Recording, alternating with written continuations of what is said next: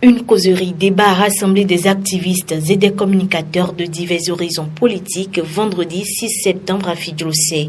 Le Bénin de 2016 à 2024, les leçons pour l'avenir, a été le fil conducteur de ce débat marqué par des réactions variées parmi les participants.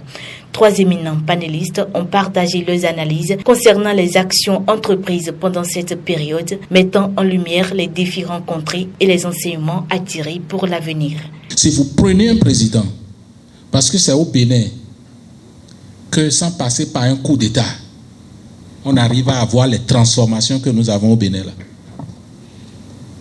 Dans nos pays africains, la démocratie ne permet pas d'avoir ça.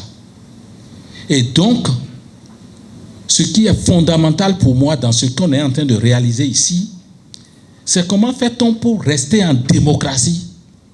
Et puisque nous sommes en démocratie, en démocratie, et quand on n'a pas vu ce qui se passe à l'EAS, et quand on ne suit pas les débats qui se passent en France actuellement, on a l'impression que nous ne sommes pas en démocratie. On est en plein, et de plein pied en démocratie.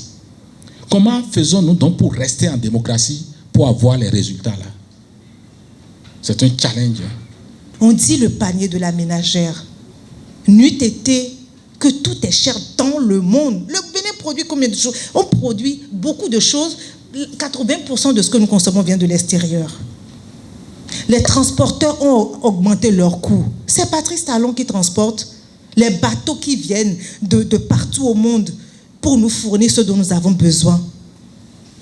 C'est des sociétés internationales. Le pétrole, c'est pas nous. Mais qu'est-ce que le gouvernement a fait pendant cette période?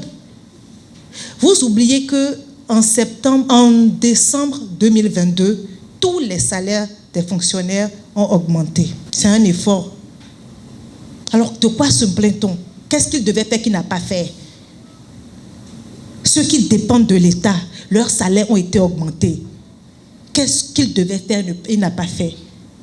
Il ne peut pas nous laisser continuer à manger le pays entre nous. Manger le pays, si ça ne nous a pas enrichi demain, si ça nous a appauvri, nous jeunes, c'est que ça va appauvrir davantage nos enfants. L'un des sujets centraux discutés a été les réformes au niveau politique et institutionnel. Pour l'an 1 de son avènement au pouvoir, soit en avril 2017, le chef de l'État a introduit au Parlement un projet de révision constitutionnelle qui concentrait l'essentiel de ses promesses et engagements pris en 2016 pendant la campagne, l'institution du mandat unique, la réforme de la Cour constitutionnelle, la réforme du Conseil supérieur de la magistrature avec le retrait du président, la réforme de la Cour suprême, la désignation des membres de la Cour constitutionnelle de la HAC par les professionnels et les praticiens essentiellement, lesquelles réformes ont fait l'objet du traitement que vous savez de la part de l'Assemblée nationale à l'époque, puisqu'il a fallu 3 voix pour empêcher la prise en considération de ce projet afin d'aboutir à son étude puis à sa révision.